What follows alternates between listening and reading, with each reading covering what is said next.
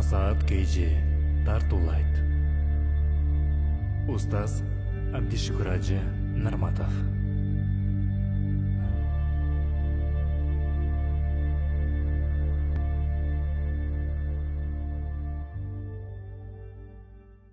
Урматтуу мусулман бир тууган, негизги ушул темага токтолоюн дедим. Алымдардын бирөөсү бул болгон окуя мындай дейт. Бул аңгеменин ээси, аңгеменин автору, каарманы үйлөнгөнүмө 21 жыл болду. 20 жыл биринчи жылга өттүк, 20 жылдыкты бир элестетип, өмүр жолдошум менен бир ресторанда, кафеде жырга отуруп келсем дедим. Ага бир шакек жакшы белек берсем дедим. Өмүр жолдошум, бул дем алышта сени бир ресторанга чакырсам эмне дейсиң дедим дейт. Сени менен бир убакыт өткүзгүм келет. Бирок өмүр жолдошум, мен эмес башка аял менен барсаң дагы жакшыраак болот деди. Эмне дейсиң? Башка аял?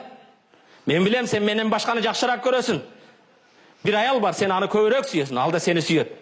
Таң калдым, ким жөнүндө сөз болуп жатат. Сен ошол аялды акыркы жолу качан чакырганыңды мен билбеймин деди. Мен ордума төрөп өстүргөн, ак сүтүн берген энеңди бир алып барып ошо ресторанда бирге отурсаң, менсиз өзүңөр бир кеңешип сүйлөшүп отургула деди дейт. Апама телефон чалдым. Апа, уруксат берсең, келерки дем алыш сени менен бир убакыт өткүзгүм келет. Сен каалаган бир кафеде, ресторанда бирге отурсак, сени менен сүйлөшө турган сөздөрүм бар. Атамдын өткөнүгө 19 жыл болуптур. Энемди эч ким кафеге чакыра элек экен. Энемдин биринчи суроо: балам, бирдеме болду? Тынчсыңбы? Дегил амансыңбы? Ой апа, аманмын, тынчмын. Аялыңа бирдеме болду? Жок. Балдарыңа бирдеме болду? Сен мындай чакырбайт элең, телефон чалбайт элең. Эмне жөнүндө сүйлөшөбүз? Дегил амансыңарбы? Апа, ойлонбо, тынчмын, аманмын. Сени менен жеке бир отургум келди.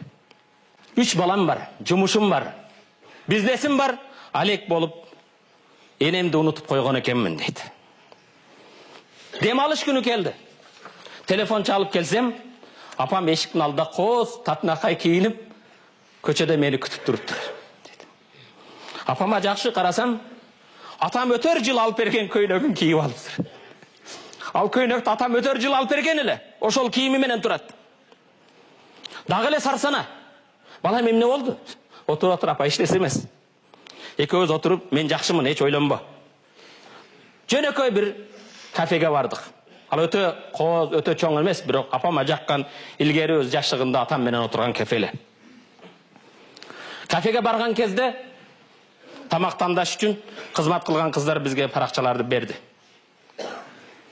Тамакты карап жатам, апам үчүн тандайын деп, апамды карасам, кыйналып, көзү жетпей жатат, сездим.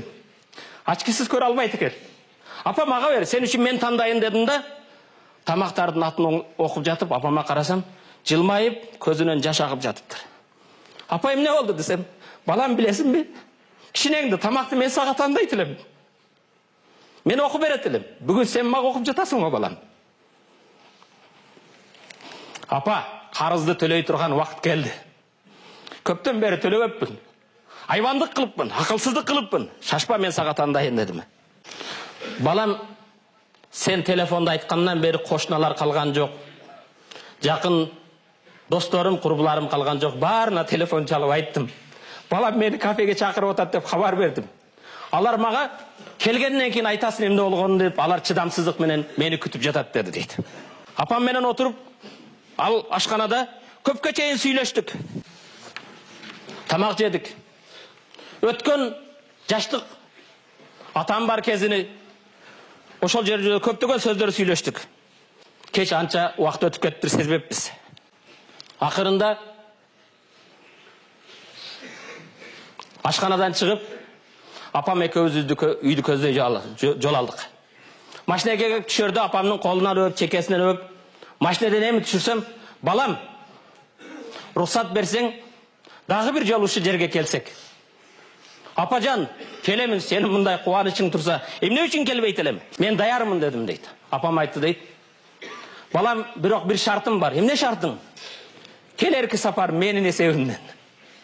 Мен пенсиямды жыйнап турайын, келеркесінде мен тамақ алып берем деді дейді. Опа, разымын. Келеркесінде сіз төлең, дағы келелі екеуіз отырып. Ушундай баарлашалы. Өткен күндерді сүйлөшөлү деп. Көп күндер өтпестен апам қатты ауырып қалды. Жүрегіден қармады. Айлар күндер ушундай тез өтті. Апам екеуіз уадалашқан күн жетпестен апам қаза болып қалды. Апамдық ақырғы сапарына ұзаттық, дуа қылдық. Бирок таң қалышысы бір қанша күннен кейін ашқанадан маға конверттен бір чақыру келді. Сілерге палан столды екі адамға орын даярдалған келіп, қонақ болып кеткіле деп. Баяғы ашқанаға барсам, апам менен отырған, баяғы столуыз. Барған кезде қызматкер қыз ошол жерде қолыма қатты берді. Алып оқысам, балам, келерге көзім жетпейділі. Пенсияны алған кезде ақшасын төлеп қойдым. Емі кел, өмір жолдашың менен отырып, бір жақшы көңіл ашып кеткен деп жазыптыр дейді. Урматты мұсылман бір туған, сүйүү күні деп, кімдерге емне арнабадың? Өзіңе сұрау берші. Ақырқы жолу алтын апаңды, ақ сүтін берген енеңді, ушундай бір жерге чақырып сыйладың бы? Башқаларға қошамат қылып ешігін açып бересің. Үстөлін жылдыры бересің. Урматты мұсылман бір туған, қатта ушундай жазылып тұрады. Лән тұқаддир, ма маана тилкен лейла биннисбат ли. Балам, баяғы кеченің мен үшін қандай балы олығын сен білбейтілік. Балам, мен үшін ең бақтылы кече болды. Білбейсің, ешкім білбейт. Келечекті де білбейт. Ата-ененің қадыр барқын, бирок урматты мұсылман бір туған, ата-енені жоғотқандар білет. Бирок бүгін ата-енең тірі болса, қызматын қыл. Ертең аттың ай дейсің. Бирок аттың пайда бербейт. Жаратқан Аллах Тааладан жалбарып сұранарым, тирүүлөргө Аллах Таала ата-енеңизге uzun ömür берсин. Жүректеріне бекем иман берсин. Өткөндөрүн өз рахматын алып, мүрзөлөрүн нурду, жатқан жерini бейиштин бакчаларда алсыңызсын. Кыяматта пайгамбарыбыз саллаллаху алейхи ва саллам менен Жаннатул Фирдауста ата-энебиз менен бирге болуу насип этсин. Акырында катты апасы мындай жап: "Я валади, о балам, мен сени сүйөмүн. О балам, мен сени өтө бекем сүйөмүн." Ошол катты окуган кезде сүйүүдүн маанисин түшүндүм. Сүйүү эмне экенин ошондо түшүндүм дейт. Ата-энеңден баалуураак, ата-энеңден кымбатыраак бул дүйнөдө эч нерсе жок. Эң негизгиси, урматтуу мусулман бир туган, энең. Бирок мен силерге айтам деген темамды дагы акылына чыкпай калдым. Эне жөнүндө, ата жөнүндө сүйлөсөк эч качан түгөбөгөн бул. Аллах Тааланын бейишине ачылган бул эшик булар. Валидак жаннатук, ата-энең сенин бейишиң, ин ардайтахума, эгер аларды разыксаң, ата-энең сенин дозогуң, эгер аларды кайгыртып капаксаң. Амин. Аллахумма гфир лана зунубана ва каффир анна сайyi'atina ва таваффана мa'ал абрар. Аллахумма атиq riqabana ва riqab abaina ва ummahatina минан нар. Аллахым биздин денебизди, ата-энелердин денелерин дозоктон куткаргын я раббал аламин. Ушул минбарда сиздерге чыгып, ваз кылып кайрылууга минбарды жасап берген бир туугандарыбыздын энелерин, аталарында Жаннатул Фирдауста бейиште нурдан болгон минбарларды Аллах насип этсин. Бирахметке я архамар рахим.